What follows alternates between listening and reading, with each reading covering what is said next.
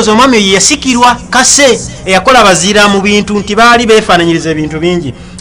Twalinawo Kyontuma Gita Singers eya Fred Kimera yayimba kyambe kya muka mwana. Ndowooza Fred Kimera oyinza okugamba nti muganda wa Minsera Segamwenge. Tutambule bwe tutyo Johnny nkuza kulimba ba muli asooka nti basudde muli ayimbe muli Muwasenju Matende ekoze ba muli asooka wakigamu ki waliwo bye tusomako mu butabedda nti Ssekabaka yali enansa ne ganda lyali ttale wali kafega bali bakyama kyaffe kuba yali ava mu ttale bakuyigga nsoloze n'akyamako makagomu ng'ennyunta nyabo nsibita nyabo bulungi nsaba ku mazzi tategedde nti ye mutanda kazi n'agamba genda eri bwe mwagala kutugere omwami ali mungi omwami agenda okugira azuukukayo yali omwami olujja yala gusinze bene gusinze Ssaabasajja nga omukazi yaswala nnyo gamba okuwasa enju tukiza enjogere gamba nti muwase enju mu nju temuba kkubo wetu tujja okutambula okuyimba kwa kati nkugambye nti okuyimba kw'olutabaalo kwavaawo tugenda kukola ebintu bingi nnyo okutegeka ebivulu temukyategeka bulungi omuyimbi olanga abantu ne batajja kale omuyimbi ate gwolanze abaali abategesi babitekisi mwabakola ki abatakyategeka nnaku zammwe enkulu bamaneja bammwe mwabakola ki abatakyababeererawo omuyimbi gw'omuggo oli ku mulyango gw'omuggo okola puroguramu y'abayimba gw'obagamba mu kuba olw'eggwanga gw'omuggo okuzannya bwennyini mwakujjawo mwogere bwogerezi ku siteegi bannaye kadongo kamu kiki DJ Kikofira situkiramu chairman omulonde tulabe ku gulude ne Johnny tubale ku gulude nate tugene mu maaso naye nga tuli mu binu lya kadongo kamu ali na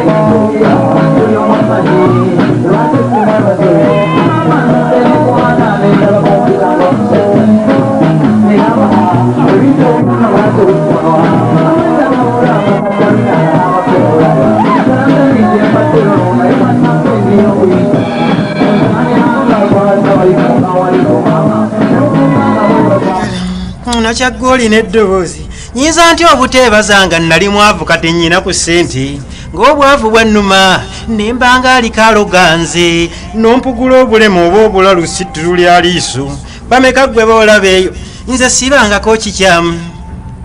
oye Prince Paul Job Kafero limba mulumanyi munansonyiwa nti beeyagala okulaba si byenkulaga naye puroguramu eggalawo omwezi tuba mu bikadde mu kugalawo omwaka twalibadde tuyita mu bipya naye nakyo nja kituukako era ate yeggalawo n'omwaka tufundikira omwaka tuyingire omwaka ompya ogw'ebyensimbi Paulo Kafero bande ate naye kanze kusaidi y'abayimbi wadde mubanenya okuba n'erinnya tagali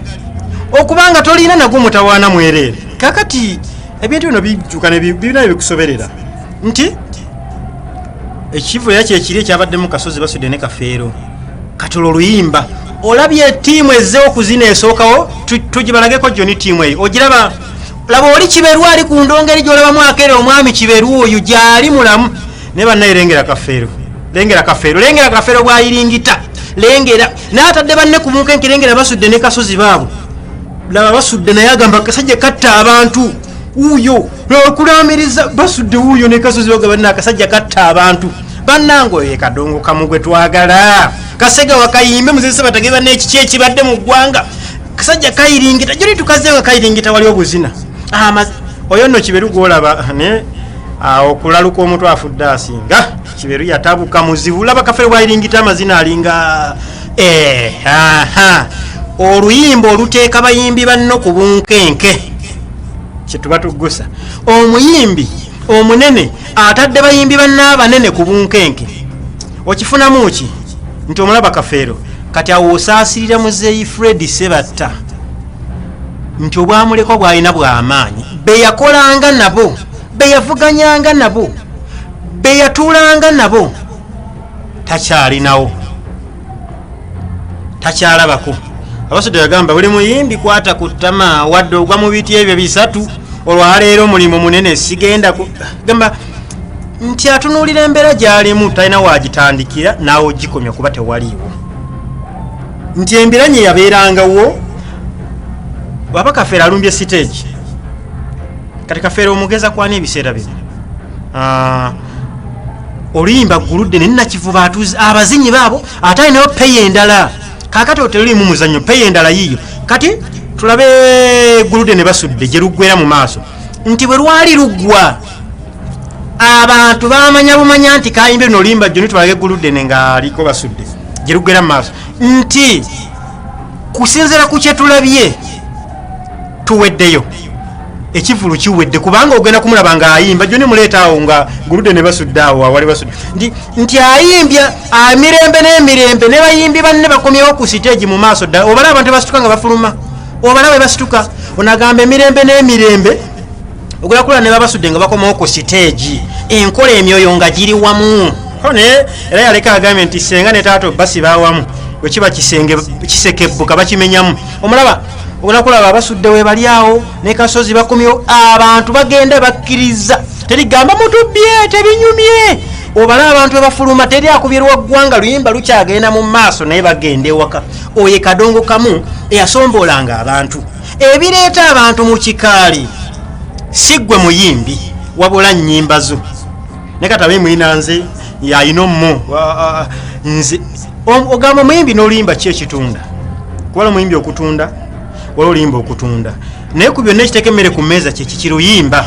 nti bw'oba toluyina bino mugamba miziki akyuse tugenda mulembe musigadde kuyimba nga agenti akulukuta maayi ayiye amata maayi ayiye amata gye tugenda obalaba basudde bazze obalaba